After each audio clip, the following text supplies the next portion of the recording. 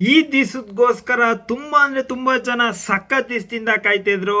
ಆ ದಿವಸ ಬಂದೇ ಬಿಟ್ಟೈತೆ ಅಂತ ಹೇಳ್ತೀನಿ. ಯಾಕೆ ಅಂತಂದ್ರೆ ಇಂಟ್ರೊಡ್ಯೂಸಿಂಗ್ ರಾಯ, ಕೊನೆಗೂ ಕೂಡ ರಾಯ ಅಂತ ರಿವೀಲ್ ಆಗಿದೆ. ಯಶ್ ಅವರ ನೇಮು ಟಾಕ್ಸಿಕ್ ಮೂವಿಲಿ ಇದುವರೆಗೂ ನಾವು ಕಾಯ್ತಾ ಇದ್ದಂಥ ನೇಮು ಕೊನೆಗೂ ಕೂಡ ಲಾಂಚ್ ಆಗಿದೆ. ನಾನಂತೆ ಎಕ್ಸೈಟಿಂಗ್ ಆಗಿ ಕಾಯ್ತೇನೆ. ಯಾಕೆ ಅಂತಂದ್ರೆ ಎಲ್ಲರ ನೇಮು ಲಾಂಚ್ ಆಗಿತ್ತು, ಇವ್ರ ನೇಮು ಲಾಂಚ್ ಆಗುತ್ತೆ ಅಂತ 100% ಲಾಸ್ಟ್ ವಿಡಿಯೋದಲ್ಲಿ ಹೇಳಿದ್ದೆ. ಕೊನೆಗೂ ಕೂಡ ಲಾಂಚ್ ಆಗಿದೆ. ಆದರೆ ನಾನು ಎಕ್ಸೈಟಿಂಗ್ ಆಗಿ ಕಾಯ್ತಿರೋದು ಏನಪ್ಪ ಅಂತಂದ್ರೆ 2.5 ನಿಮಿಷ ಟೀಸರ್ ಕೊಟ್ಟಿರೋದು. ಸೊ ಅದು ತುಂಬ ಎಕ್ಸೈಟ್ ಮಾಡಿದೆ ನಮ್ಮನ್ನ. ಜಾಸ್ತಿ ಟೈಮ್ ವೇಸ್ಟ್ ಮಾಡ್ದಲ್ಲೇ ಬನ್ನಿ ಮ್ಯಾಟ್ರಿಗೆ ಹೋಗೋಣ.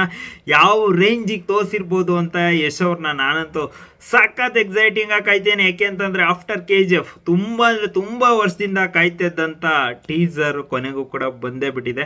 ನೋಡೋಣ. ಯಾರ್ಯಾರು ಚಾನಲ್ಗೆ ಫಸ್ಟ್ ಟೈಮ್ ವಿಸಿಟ್ ಮಾಡಿದರೆ ಪ್ಲೀಸ್ ಪಟ ಅಂತ ಲೈಕು ಶೇರು ಸಬ್ಸ್ಕ್ರೈಬ್ ಮಾಡಿ. ಫುಲ್ ವಿಡಿಯೋ ಕೊನೆವರೆಗೂ ವಾಚ್ ಮಾಡಿ. ಇಷ್ಟ ಆದರೆ ಮಾತ್ರ ಸಬ್ಸ್ಕ್ರೈಬ್ ಮಾಡ್ಕೊಂಡು ಸಪೋರ್ಟ್ ಮಾಡಿ. 3Kಗೆ ತುಂಬ ಹತ್ರ ಇದ್ದೀನಿ, ನಿಮ್ಮ ಸಪೋರ್ಟ್ ಇರಲಿ ಅಂತ ಹೇಳ್ತಾ ಬನ್ನಿ ಮಾಡಿ.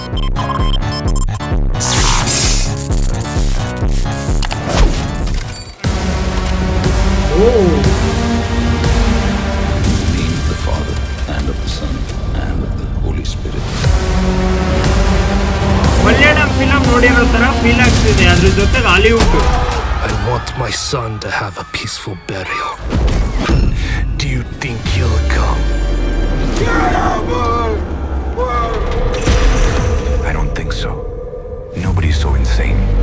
ಅಣ್ಣನ ಎಂಟ್ರಿ ಹಾಕ್ಬೋದೀಗ.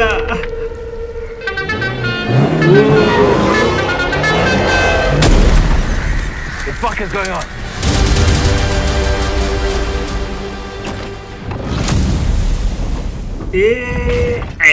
ಏನು ಗುರು ನೀನು? Just a fucking drunkard. ಏನೋ ಆಗ್ತಿದ್ಯಲ್ಲ ಸೀನು. Hey! What's he doing? Pipe ಕೊಡ್ತಿದ್ದಾರೆ Get the ಅನ್ಸುತ್ತೆ. fuck out! Hey!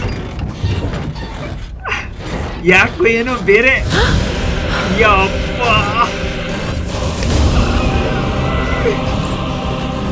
ಓಹೋ ಯಪ್ಪ, ಯಾರು ತೋರಿಸಿಲ್ಲ ಈ ತರ.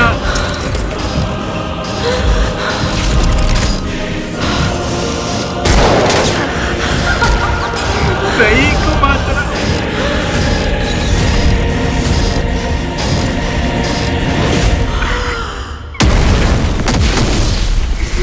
ಯಪ್ಪ, ಕ್ರೇಜಿ ಲೆವೆಲ್ ಮಾತ್ರ.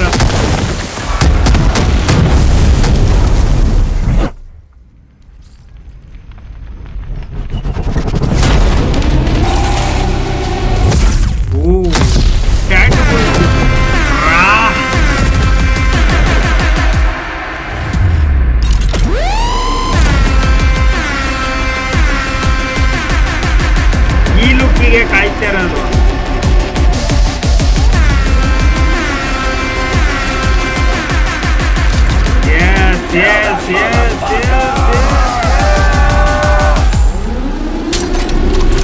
ಬ್ಲೇಡ್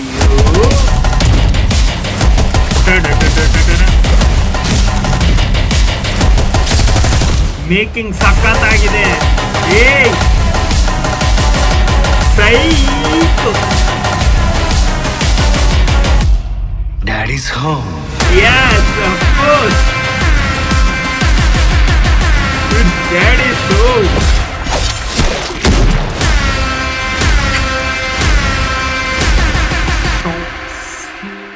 ಕೊನೆಗೂ ಕೂಡ ಎಕ್ಸ್ಪೆಕ್ಟೇ ಮಾಡಿಲ್ದಿರೋ ರೇಂಜಿಗೆ ಟೀಸರ್ ಕೊಟ್ಟಿದ್ದಾರೆ. ಯಾಕೆ ಅಂತಂದರೆ ಆ ರೇಂಜಿಗಿತ್ತು.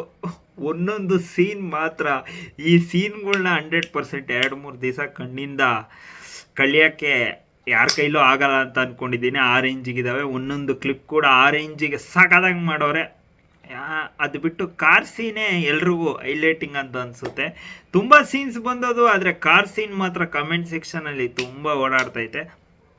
ಆಮೇಲೆ ನೀವು ಬೇರೆ ಟ್ರೈಲರ್ ಟೀಸರ್ಸ್ಗಳೆಲ್ಲ ನೋಡಿರ್ತೀರ, ಅಂದರೆ ಕಿತ್ಕೊಂಡು ಇಷ್ಟು ಕ್ರೋರು ಅಷ್ಟು ಕ್ರೋರು. ಆದರೆ ನನಗಿದೊಂದು ಪಕ್ಕಾ ಶೋರ್ ಶಾಟು ಒರಿಜಿನಲ್ ವ್ಯೂಸ್ ಅಂತ ಅನ್ನಿಸ್ತು. ಯಾಕೆ ಅಂತಂದರೆ ನಾನು ಈಗ ನೋಡ್ಬೇಕಾದ್ರೆ 90 lakhs ಇದೆ. ಇದು ಪಕ್ಕಾ ಒರಿಜಿನಲ್ ವ್ಯೂಸು ಅಂತ. ಯಾಕೆ ಅಂತಂದರೆ ತುಂಬ 2 crore 3 crore ಅವೆಲ್ಲ ಹೇಳ್ತೀನಿ ಕೇಳಿ. ಇದು ಓಡುತ್ತೆ, ಇಲ್ಲ ಅಂತ ಹೇಳ್ತಾ ಇಲ್ಲ. ಆದರೆ ನಾನು ಕೇಳ್ತಿರೋದು ಸ್ಟಾರ್ಟಿಂಗೇ ನಿಮಗೆ 2 ಕೋಟಿ ಒಂದೇ ಸತಿ ಏರಿಸ್ತಾರಲ್ಲ ಅವೆಲ್ಲ ಫೇಕು, ಇದು ಒರಿಜಿನಲ್ಲು ಅಂತ ಹೇಳಬೇಕು.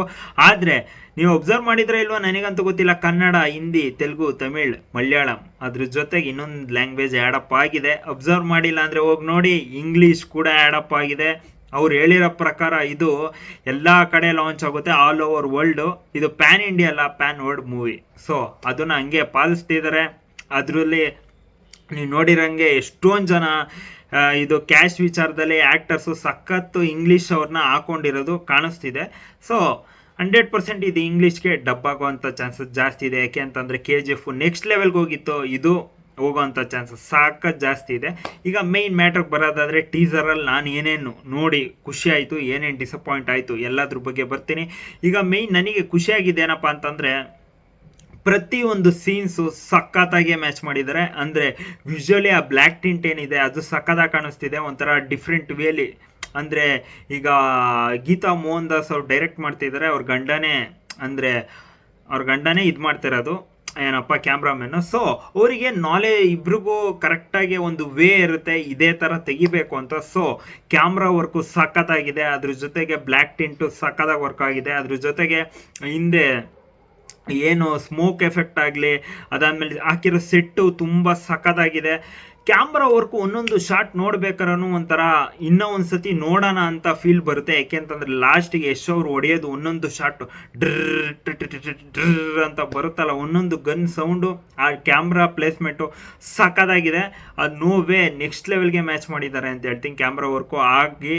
ಅದ್ರ ಜೊತೆಗೆ ಬ್ಯಾಕ್ಗ್ರೌಂಡ್ ಸ್ಕೋರ್ ವಿಚಾರದಲ್ಲಿ ಬ್ಯಾಕ್ಗ್ರೌಂಡ್ ಸ್ಕೋರು ಸಖತ್ತಾಗಿದೆ. ಆದರೆ ನಿಮಗೆಲ್ಲೋ ಒಂಚೂರು ಮಾರ್ಕೋ ಫೀಲ್ ಬರ್ಬೋದು.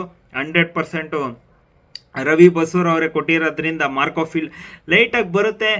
ಆದರೆ ನಾವು ಇನ್ನೂ ಥಿಯೇಟ್ರಲ್ಲಿ ನೆಕ್ಸ್ಟ್ ಲೆವೆಲ್ಗೆ ಎಕ್ಸ್ಪೆಕ್ಟ್ ಮಾಡ್ಬೋದು. ಆದರೆ ನನಗೆ ಇನ್ನೂ ಎಕ್ಸ್ಪೆಕ್ಟೇಷನ್ ಜಾಸ್ತಿ ಇತ್ತು ರವಿ ಬಸೂರ್ ಅವ್ರ ಕಡೆಯಿಂದ.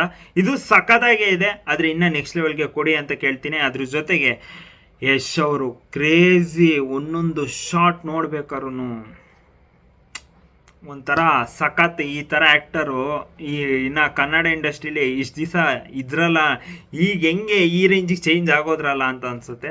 ಏಕೆ ಅಂತಂದರೆ ಅವ್ರ ಲುಕ್ಕು, ಅವ್ರ ಗೆಟಪ್ಪು, ಸೆಟಪ್ಪು ಏನು ಸಖತ್ತಾಗಿ ಕಾಣಿಸ್ತಾರೋ ಒಂಥರ ಕ್ರೇಜಿ ಅಂತ ಅನ್ನಿಸ್ತು. ಏಕೆ ಅಂತಂದರೆ ಒಂಥರ ಮಾಸ್ ಅನ್ನೋ ಪದಕ್ಕೆ ಇವ್ರನ್ನ ತೋರಿಸ್ಬಿಟ್ಟು ಹೇಳ್ಬೋದು, ಆ ರೇಂಜಿಗಿದೆ. ಸೊ ಸಖತ್ತಾಗೇ ಇದೆ. ಒಂಥರ ಅವರ ಶೇಡ್ಸ್ ಆಗಲಿ, ಅದಾದಮೇಲೆ ಅವ್ರ ಹೇರ್ ಸ್ಟೈಲ್ ಆಗಲಿ, ಅದಾದಮೇಲೆ ಅವ್ರು ಹಾಕಿರೋ ಕಾಸ್ಟ್ಯೂಮ್ ಆಗಲಿ, ಪ್ರತಿಯೊಂದು ಕೂಡ ಸಖತ್ತಾಗಿದೆ. ಆ ಸ್ವ್ಯಾಗು ತುಂಬ ಸಖತ್ತಾಗಿ ಕಾಣಿಸ್ತಿದೆ. ಸೊ ನನಗೆ ಸಖತ್ ಇಂಪ್ರೆಸ್ ಮಾಡ್ತು.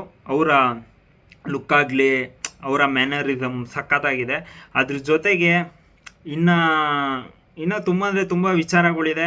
ಆದರೆ ಡಿಸಪಾಯಿಂಟ್ ಅಂತ ಏನೂ ಇಲ್ಲ. ನಿಮಗೆ ಕೇಳ್ಬೋದು ಆ ಕಾರ್ದು ಡಿಸಪಾಯಿಂಟ್ ಆಯಿತಾ ಅಂತ. ಇದು ನನಗೆ ಗೊತ್ತಿರೋಂಗೆ ಸ್ಟಾರ್ಟಿಂಗ್ಗೆ ಅವ್ರು ಹೇಳಿದರು ಇದೇ ಥರ ಮೂವಿ. ನೀವು ಅಬ್ಸರ್ವ್ ಮಾಡಿದ್ರೆ 5 ಜನ ಹೀರೋಯಿನ್ ಹಾಕ್ಕೊಂಡಿರೋದು ಕೂಡ ಇದೇನೋ ಒಂಥರ ಡಿಫ್ರೆಂಟ್ ಸ್ಟೋರಿ ಹೇಳಕ್ಕೆ ಹೊಟ್ಟಿರೋದು. ನೀವು ಎಲ್ಲ ಫಿಲಮಲ್ಲೂ ಹೀರೋಗಳ್ನ 5 ಜನ ಹಾಕ್ಕೊಂತಾರೆ, ಇದರಲ್ಲಿ ಹೀರೋಯಿನ್ಸ್ ಹಾಕ್ಕೊಂಡಾಗೆ ನೀವು ಎಕ್ಸ್ಪೆಕ್ಟ್ ಮಾಡಿರ್ಬೋದು ಯಾವ ರೇಂಜಿಗೆ ಇರ್ಬೋದು ಅಂತ. 5 ಜನ ನನಗೆ ಗೊತ್ತಿರೋಂಗೆ ನಾನು ಲೈಟಾಗೆ ಒಂದು ಬಿಟ್ಕೊಡ್ತೀನಿ. ಏನಪ್ಪ ಅಂತಂದರೆ ಇವರಿಗೆ ಎಲ್ಲೋ ದೊಡ್ಡದಾಗೆ ಒಂದು ಇನ್ಸಿಡೆಂಟ್ ಆಗಿರುತ್ತೆ, ಫುಲ್ ಟಾಕ್ಸಿಕ್ ಆಗಿರ್ತಾರೆ. ಹುಡುಗಿರನ್ನೋ ಮ್ಯಾಟ್ರು ಕೇಳಿದ್ರೇ ತಿಕ್ಲಿ ಹಿಡಿಯೋ ರೇಂಜಿಗೆ ಟಾಕ್ಸಿಕ್ ಆಗಿರ್ತಾರೆ. ಸೊ ಅದು ಟಾಕ್ಸಿಕ್ ಅಂತ ಹೆಸರು ಬಂದಿರ್ಬೋದು. ಅದ್ರ ಜೊತೆಗೆ ಟಾಕ್ಸಿಕ್ ಅಂತ ಹುಡುಗಿರ್ ನೋಡಿದ್ರೆ ನೀವು ಆ ಕಾರ್ ಸೀನ್ ನೋಡಾದ್ಮೇಲೆ ಗೊತ್ತಿರುತ್ತೆ ನೆಕ್ಸ್ಟ್ ಲೆವೆಲ್ಗೆ ಇವ್ರು ಟಾಕ್ಸಿಕ್ ಆಗಿರ್ತಾರೆ. ಎಲ್ಲರೂ ಹೋಗ್ಬೇಕಾರೆ ಈ ಥರ ಸೀನ್ಸು ಮತ್ತು ಒಂಥರ ರಗಡ್ನೆಸ್ ಇರುತ್ತೆ.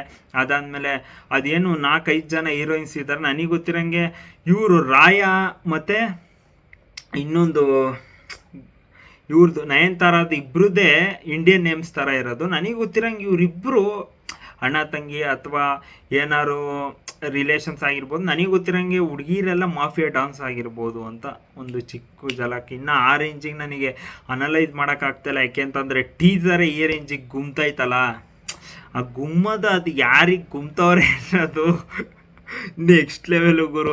ಇದು ನೋಡಾದ್ಮೇಲೆ ನೆಕ್ಸ್ಟ್ ಲೆವೆಲ್ಗೆ ಟ್ರೋಲ್ ಕೂಡ ಆಗ್ತಿದೆ.